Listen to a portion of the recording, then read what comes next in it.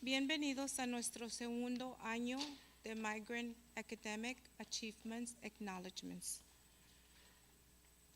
Vamos a introducir el keynote speaker, que es el doctor Garza. Es el Chief Compliance and Accountability Office of State and Federal Programs. Así como está el título grande, así son sus responsabilidades. Les introdujo al doctor Garza.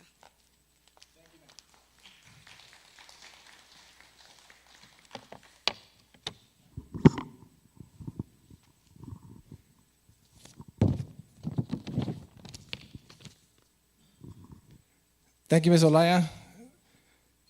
Bienvenidos. Buenas noches. I am glad that you guys are here. This is something very, very good. I know that we have very few students, but it doesn't really matter. I'm going to say what I needed to say no matter what, because you guys, all 5 of you, are extremely important to hear what I'm going to say, because your life is more or less like my life. And I need to apologize before I start, because I'm kind of an emotional guy, an emotional person. And when I talk about my life, you see, yes, it's happening already. When I talk about my life and the background that I have, I get a little bit emotional, okay? So just bear with me, and bear with me because a lot of you are in the same boat that I'm in, or that I was in when I was in high school. Let me tell you a little story, okay? In 1945, that's not when I was born. In 1945, there was 2 people in Mexico. One by the name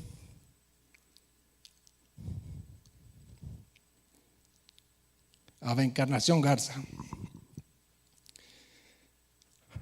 Wow, it doesn't start this soon. The other person was María del Consuelo García. One of them, Encarnación Garza, lived in Cadereyta, Nuevo León. ¿Conocen Cadereyta? Las Escobas. And the other person lived in Ramones, Nuevo León. Well, these 2 people got together in some place called El Puerto Rico Ranch. They saw each other, they fell in love, and they married each other, and they went on to make their life in Mexico. The problem was that they did not have too much going on in Mexico because it was poverty. It was the 1940s. There was not too much going. They needed to do something, okay? So they decided one day that the husband, which was Chon Garza, Encarnación Garza, was going to go to the United States. So he came to the United States, and he crossed that river 18 times. 18 times, and he was sent back 18 times. But on the 19th time, he got to a farm called ENS Farms. And when he crossed that river, there it was. Someone had told him that that person was there waiting for him. ENS stands for Elmer and Stahl. And the person that was waiting for him was named Elmer. So when he got there, he told Mr. Elmer, y lo voy a decir en español, todos entienden. He said to Elmer, aquí estoy listo para trabajar, ¿qué es lo que quiere que haga? So le preguntaron a papá, pues ¿sabes hacer albañil? Sí. ¿Sabes manejar tractor? Sí. ¿Sabes usar el martillo? Sí. ¿Sabes usar el serrucho? Sí. Todo sabía y nada sabía. He did not know anything. But he said yes because he wanted to make sure that he would get a job. So he did. He started working for Elmer and Stahl, ENS Farms, in 1948, 1949, somewhere around there. But he was out there by himself, working extremely hard to make sure that he would provide for his wife, which was in Monterrey now, Monterrey, Nuevo León. So they were over there, but he was providing for his mother, for his wife. But eventually they had to bring him over here. Well, time went by, and they had three kids. One by the name of Ruben, the other one by the name of Jaime, and the other one by the name of Oralia Garza. So once they had these 3 kids, they knew that something else had to happen. They needed to bring the family to the United States. So they sure did. One day, my dad went back, picked up the kids, picked up the wife, and came to the United States. And do you know that they didn't come through the bridge? They swam that river once again. And this story is a fork on the road, because they decided to cross that river. And when they crossed that river, my older brother still says, Jaime, that he was in una bandeja, una tina, gracias. Una tina, and my dad was dragging him, and my sister was in another tina because they didn't want to get wet. So they're crossing the border, and as soon as they got to the shore, guess who's there? La Migra, the Border Patrol, on a horse. So they looked. This person looked at my mother and my father and the kids, and I don't know what happened, but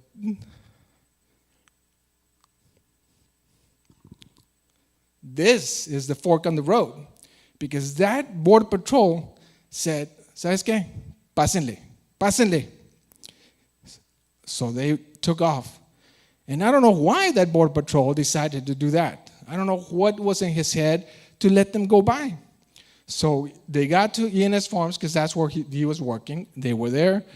And my mother worked so hard, planchando ropa, haciendo comida, haciendo bastantes cosas para sostener a la familia, so they could have something to eat. Nunca les faltó comida. They never, ever, ever were in lack of food. So my dad told Elmer, if you fix my papers,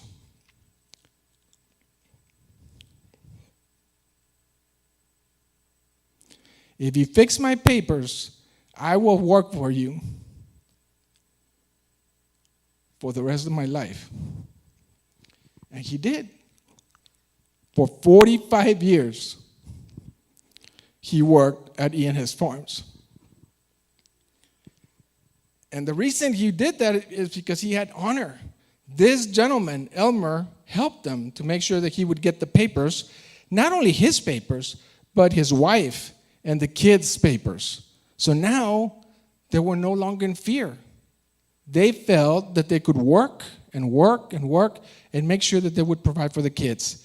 But always keeping in mind that they didn't want that for their own kids. They didn't want the hard work on the fields. They didn't want the hard work doing all kinds of things that would put them in a situation where it was hard.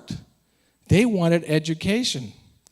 So time went by, and then in 1961, they bought their first house, because all this time they've been living at the ranch, at the farm, in a 1-bedroom house. But in 1961, something extraordinary happened. I was born. So in 1961, they decided to buy their house, and they were paying for it, and they make sure that they would provide for the kids. So all this time that my dad would work for the farms, guess what we would do? When I turned 9 years old, all of a sudden, I had to do what all my brothers and sisters did, because I was the baby in the family. And guess what that was? I had to work in the fields. Every Friday, I remember we would sit for dinner, and he would say, and we would all put our heads down because we didn't want to hear the dreaded words. Se alistan mañana porque hay trabajo en el rancho. I hated hearing those words. And we always thought that he was never going to say them, but he always said them. Every Saturday and every Sunday, we worked in the fields, levantando melones, sandías, zanorias, cebollas, whatever it took to make sure that we would get educated. Because he would tell us every Saturday that he would throw us out there, he would say, vale más que se eduquen. You better get educated, because if you don't get educated, this is what you're going to do for the rest of your life.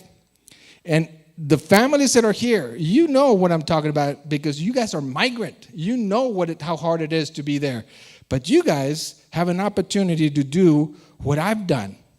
Because once I graduated from high school, well, let me back up a little bit. I remember when I was in third grade. I can't remember how old I was, but I remember I was in third grade. I was not a bad kid. I know I was not a bad kid. I was a smart young man that wanted to get educated, but for some reason this teacher didn't like me. Mrs. Rodriguez, I still remember her. One day, I guess I wasn't doing what she wanted me to do. She told me this, and it's stayed in my mind, and I never told my mom. My mom passed away, and my dad passed away, and I never told her.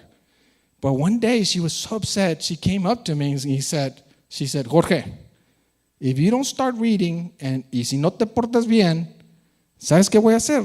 Le voy a hablar a la migra para que vengan a levantar a tus papás. I was in third grade, and I knew the migra because I was in the farm, and the green trucks would show up, and guess what the people would do? They would run, and I ran with them. So I knew that it was very fearful when the migra showed up. So Mrs. Rodriguez, God bless her, I don't know where she's at, but she put that fear in me, and I never forgot it. And I move on through the grades. When I got to high school, when I got to 7th grade, 8th grade, I played every sport except football. And I also was in band. I loved it. I loved all that. But when I was in 10th grade, there was a person by the name of Coach Perez, Oscar Perez. And for some reason or another, he came up to me when I was in the stands. Shake my hand. And he shook my hand and he said, Jorge, one of these days you're going to make it big. For no reason. I don't know why he said that. I guess he saw me kind of sad sitting up there because I didn't play in the basketball game. I don't know what it was, but he made sure he made that point to me. And I still talk to this man. Up to now, tomorrow or Saturday, we're going to be in my old hometown, Rio Grande City, and guess who's going to be there? Coach Perez, in a little reunion. So when he did that, there was another fork in my life, that he turned this thing in me that said, this is where I need to be. I was in band, but I really need to be in football because all my friends were in football except me.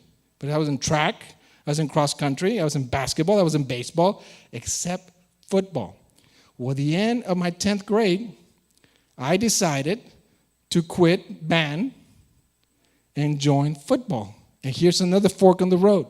I went to Mr. Cortinas, Alfredo Cortinas. It's in my brain, guys. And I said to him, you know what, Mr. Cortinas, I'm going to go play football, so I can't play band. And you know what he said?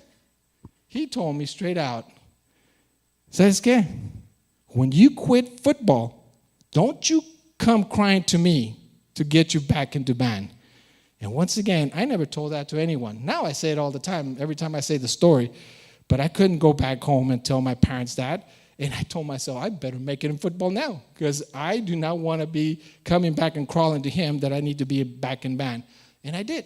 I played football. That was the best decision I've ever made, one of the best decisions I ever made because those friends that I met in football are still my friends. On Saturday, I'm going to go see all of them. Those are my true friends. And I love them because we are united. So life went on. I don't want to make it too long. Life went on. I went to 12th grade, graduated, went to Sul Ross State University, graduated from Sul Ross State University, and all that was because my dad placed us in the situation where he said education is the most important thing and you better never forget it. So I did. I went through high school, college, graduated, went to work for Kmart, and then something got in my head that said, this is not all I want. I joined the United States Marine Corps. And that was also another fork on the road. I loved it. I loved that I made that decision because the Marine Corps taught me so many leadership skills.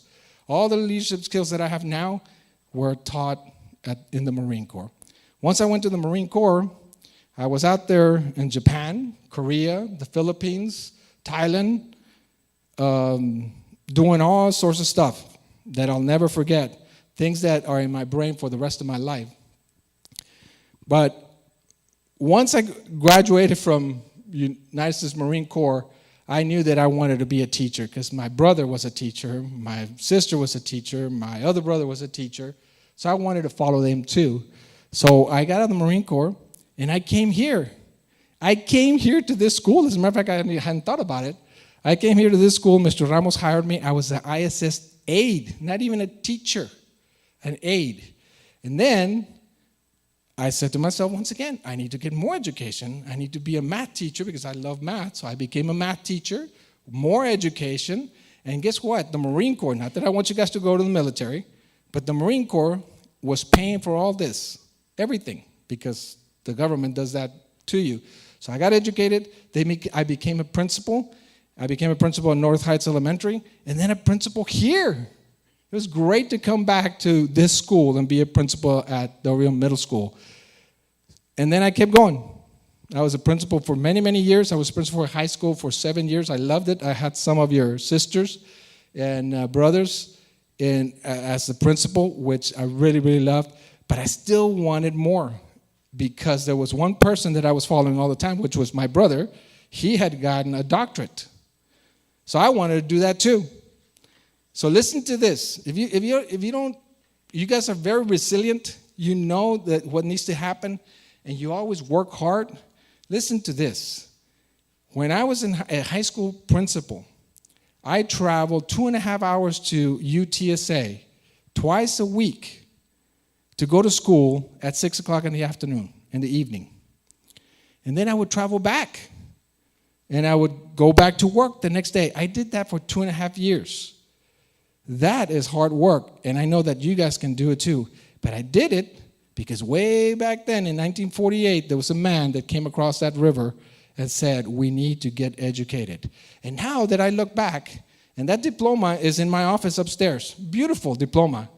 Jorge Luis Garza, Doctor of Educational Leadership. That is a great diploma. I really, really love it. But there's one diploma that I really, really think is the most important diploma ever.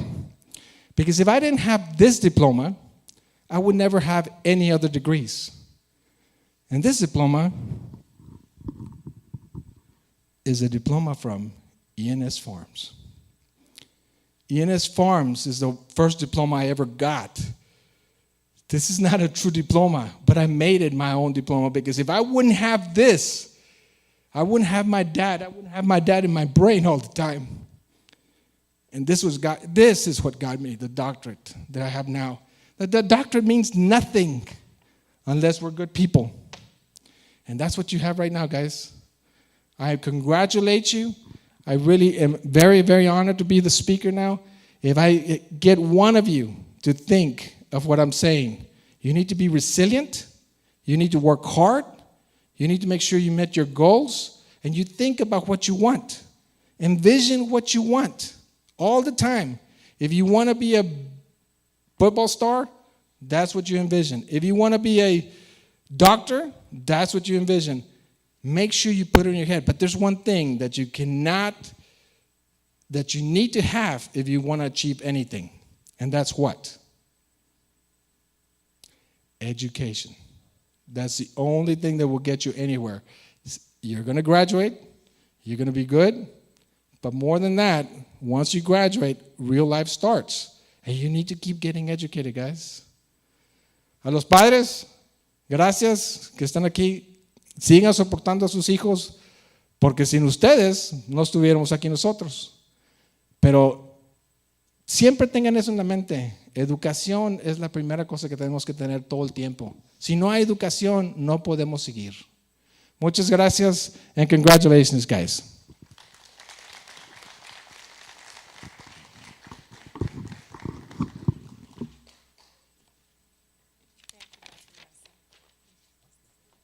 Nuestro orgullo, our pride of San Felipe del Rio Migrant Program, Dr. Jorge Garza. Thank you, Doctor.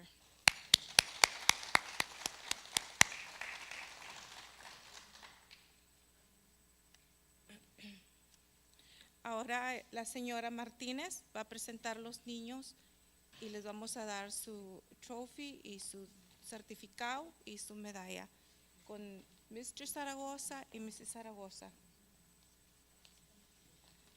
Good evening to everyone. My name is Mary Martinez. I am the recruiter for the migrant program. At this time, I want to congratulate all the students and their parents for their great achievement. Thank you all for being here. Mi nombre es Mary Martínez. Yo soy la reclutora del programa de los migrantes.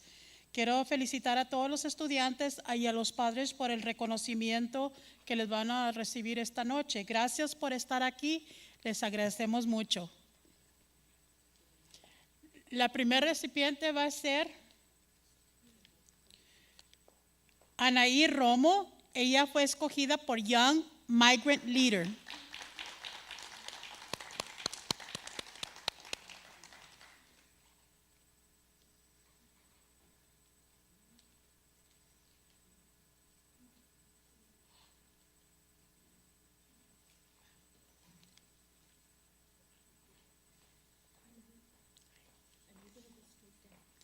El siguiente es Drake Gómez. Él fue reconocido por Outstanding Academic Progress in the Migrant Program.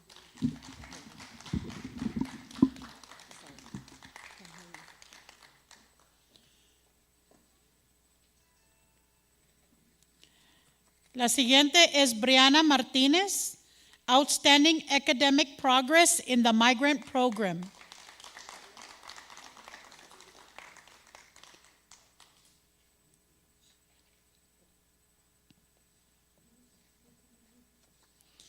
Adrián Urbina, Outstanding Academic Progress in the Migrant Program.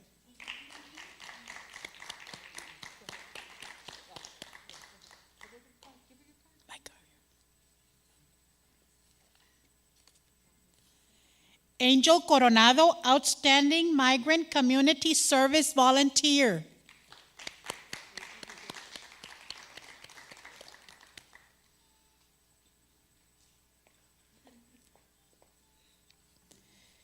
Anaí Romo, por segunda vez, Outstanding Academic Progress in the Migrant Program.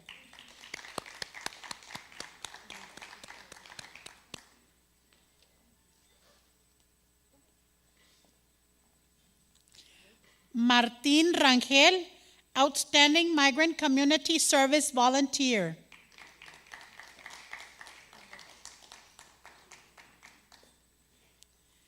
Mark Anthony Coronado, Outstanding Migrant Community Service Volunteer.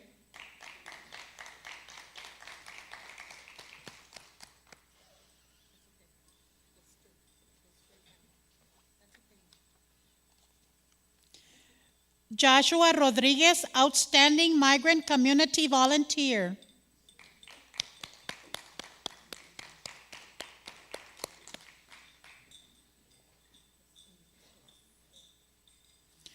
Sergio Leopoldo Rios Jr., Outstanding Advanced Placement Migrant Student.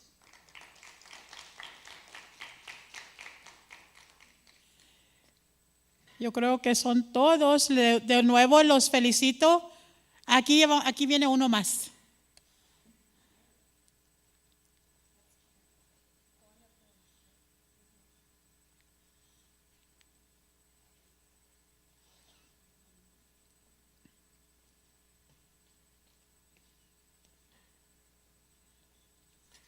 Eric Castañeda, Young Migrant Leader.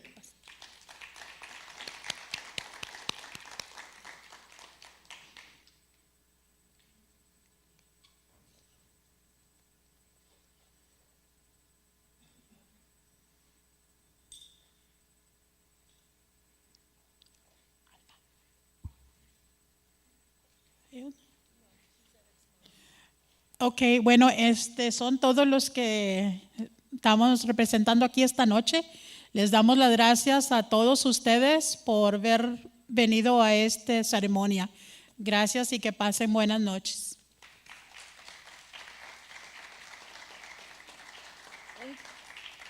We're going to have a very short minute to introduce the staff, the advocates that work with your children.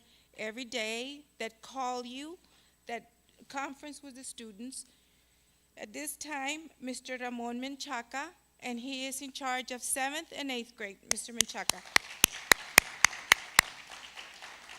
And he's not here today, but Mr. Ramiro Ramon, he's in charge of all the elementary campuses as a migrant advocate. Another of our prides of the migrant program is Mrs. Estela Zaragoza. She's in charge of 11 and seniors. We also have Mr. Robert Zaragoza, and he's the advocate for your 9th and your 10th graders. We also have a guest, the principal of Del Rio High School, Mr. Jose Perez. Now, I'm going to introduce somebody that put this program together, and she worked very hard, and she's a program secretary, Alma Santillanes. A migrant staff that I'm sure that lots of you have seen her face, and you'll recognize her right now. Her name is Mary Martinez. She's the IDNR recruiter. And we have Mrs. Velma Gonzalez, that she was with the migrant program. And outside, we have some volunteers that they are with the bilingual program, and another teacher, Mrs. Ana Leiva, Mrs. Juanita Gomez, Alma Ruiz, and Mr. Juan Nieto. Thank you all very much for being here and making this sacrifice, like getting up at 5:30 in the morning so we can take that trip. Thank you guys very much. And y su servidora, Olaya Gonzalez, Migrant Service Coordinator. Thank you. Oh, sí, sorry. Hay refrescos allá afuera, hay pastel y sodas. There's cakes and drinks outside before you leave, okay? Thank you all very much. Thank you, kids.